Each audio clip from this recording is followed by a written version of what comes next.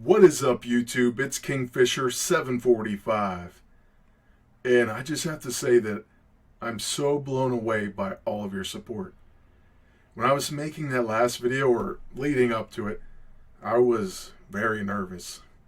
For one, I've never been on camera before. And for two, I just didn't know how I'd be received or how I'd be welcomed back, if at all. And the response was overwhelming. All the stories about maybe I helped you through something, or even that I just entertained you or helped you with the game, which was, what I was intending to do, just felt amazing. It feels heartwarming to hear all those stories and just the gratitude and the encouragement to keep making videos. I mean, it really motivated me, excited me, just warmed me to my core, really.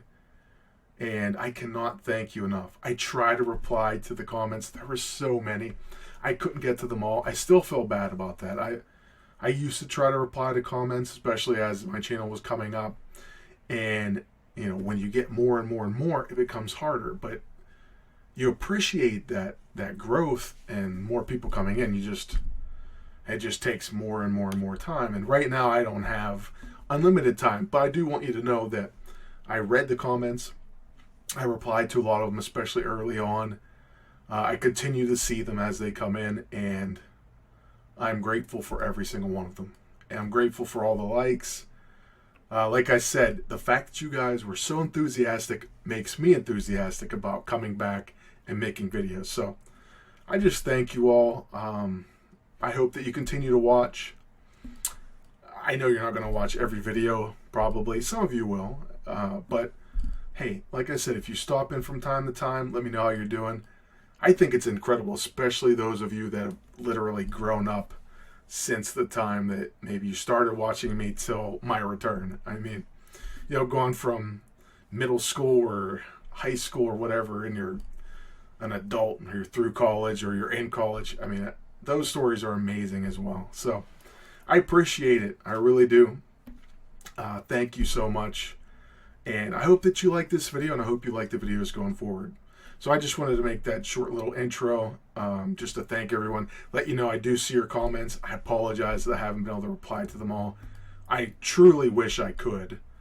That's just pretty difficult. But if you have a specific question or anything like that, and I haven't gotten back to you, just keep posting them, and then maybe we'll do a Q&A at some point, so that I can answer your question, especially if it's something you really, really want to ask and really want to know. I try. I really do try. So hopefully we get to it. We see it. Thank you, everyone, for all that support. And here is my video on my graded comics collection, which I constantly call CGC collection, although that's not right because I have CBCS books in there. And I even have some oddball grading company in there as well. But this is going to be that video, and I hope you enjoy it. I apologize for any camera issues beforehand. So thank you and enjoy. What is up, YouTube? It's Kingfisher 745. And in this video, I'm going to show off my CGC collection. So there was a bunch of different type of videos I wanted to make, but I just thought, you know what? I'm really proud of my CGC collection. It's been growing a lot. And you know what? When I say CGC, I guess I should just say graded comics, because I do have some CBCS books, and they do a fantastic job as well. And then I believe I have either one or two kind of off-brand graded books. We'll get to those. But anyways, it's not like I'm going to re-slap them or anything. They're just not worth it. I've actually spent some time working on lighting and reflections, but I honestly cannot stop the glare, especially off these books. I know that it can be a problem with the slabs, and then they are in kind of like Mylar sleeves. I took them out of the sleeves. They still had glare, so I'm just going to leave them in. I think I have the positioning kind of set to where it shouldn't be too bad. So hopefully it's not terrible, and I'm trying to learn as we go along here. But I do want to point out a couple things. So first of all, we have a BCW graded comics box. So this is relatively new. I got this with money that I received for Christmas gifts. And so we got this, and we actually have one other one. They're both not completely full, but I have a decent amount of books. Definitely proud of it. It's grown a lot over the past year. I'm talking tripled or probably more than that. And as far as a stand, I actually just 3D printed this. And now I am having a little issues with it pulling up on the one side. I'm going to have to re-level the printer bed. But it came out pretty decent, and I think it's going to work out pretty well for this. I pretty much found a phone stand, and I just increased the size. It was about the best I could find. So anyways, we're not going to wait too long to get into this, all right? My first book is actually from my very favorite character. Some of you may remember that or recall that from Marvel Avengers Alliance, but these are in alphabetical order. And it's going to be Amazing Spider-Man, okay? So hopefully at that angle it's not too bad. Now this is my really oddball graded comic, all right? Basically, it's from something called, it says CGG or CG Group World or Comic Grading Group. I have no idea. I picked it up for really cheap. I loved the cover always since I very first saw it. Quicksilver is an awesome character as well, and it just has really great art, I believe. So anyways, I picked it up in, I think it is a, 7.5? Sorry, 7.0. Fine, very fine. All right. So that's Amazing Spider-Man number 71. And this is definitely my only graded comic from this company. All right, I definitely don't put a lot of stake in them or anything like that. Just happened to get it for a good deal and like the cover. All right, so we're going to try to go through these relatively quick. The next is by far my most expensive comic in the collection. Or maybe I shouldn't say by far, but it is my most expensive, at least right now. There's one other book, maybe two others that are contenders, and then it would depend on grade. Well, really for those or for a few other books. But this one I consider my most expensive, and it was my very first slab that I ever purchased. All right? So I absolutely love this cover. Love Amazing Spider-Man. Morbius is such a cool character.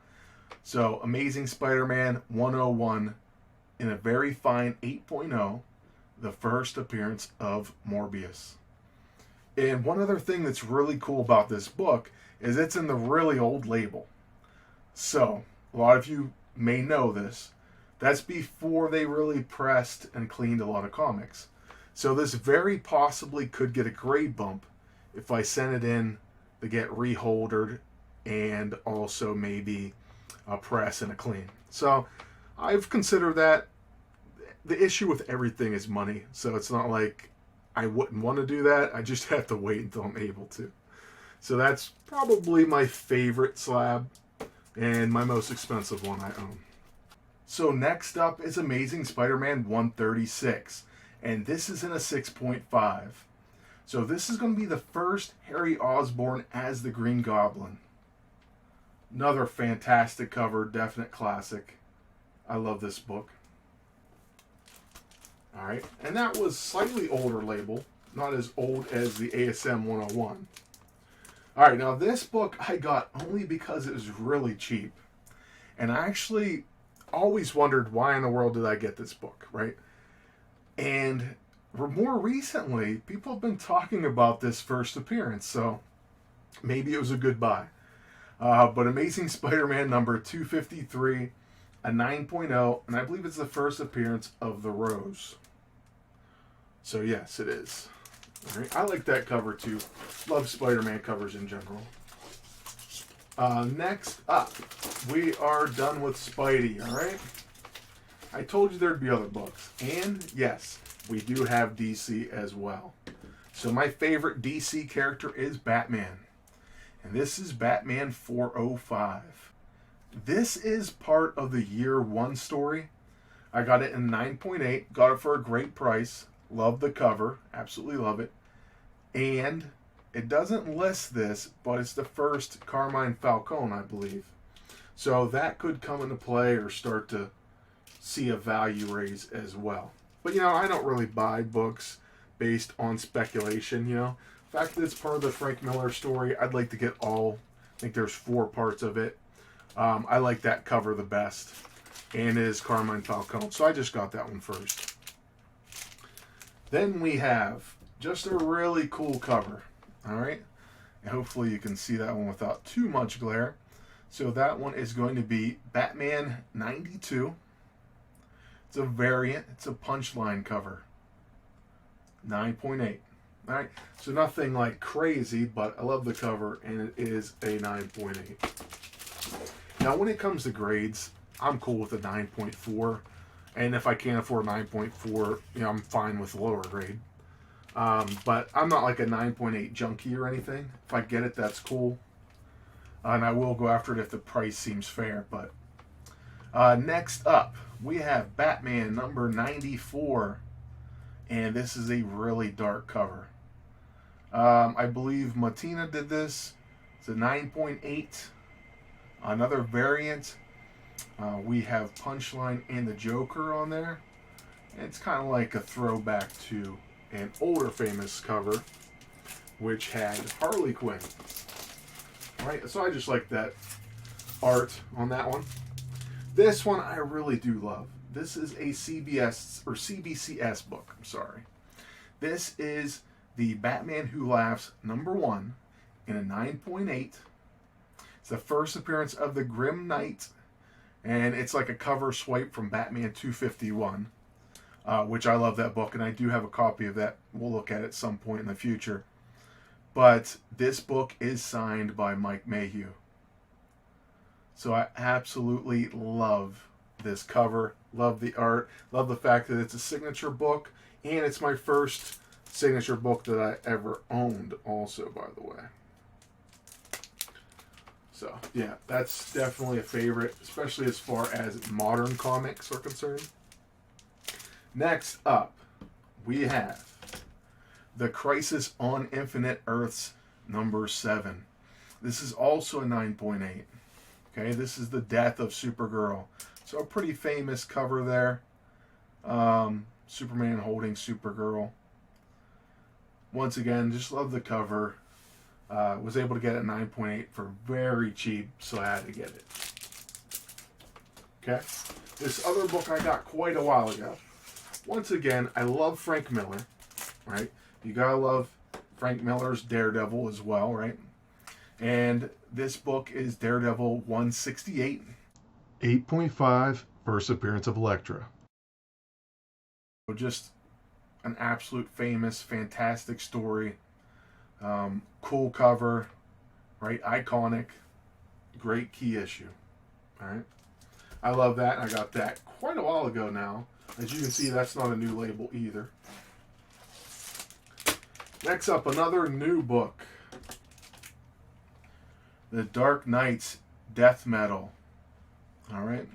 Legends of the Dark Knight. It's a 9.0, or sorry, a 9.8. It's the #1. It's going to be the first Robin King. Okay, so Robin King's a pretty dark character. It's pretty cool. The cover's awesome. Love the Batman Who Laughs as well. So the origin and first appearance of Robin King in a 9.8. Alright, so we're actually just going to end this one right here. It would have been well over 30 minutes just to continue the full video in one setting. And I feel like no one wants to watch 30 straight minutes. Okay, that's a long time. So what we're going to do is we're going to split this into 3 parts. And I'll post the other 2 parts over the next few days. But I do want to thank you all for watching. Hopefully you like this and you'll tune in for the next parts. But thank you all once again. Thank you for all your support. And until next time, good luck and take care.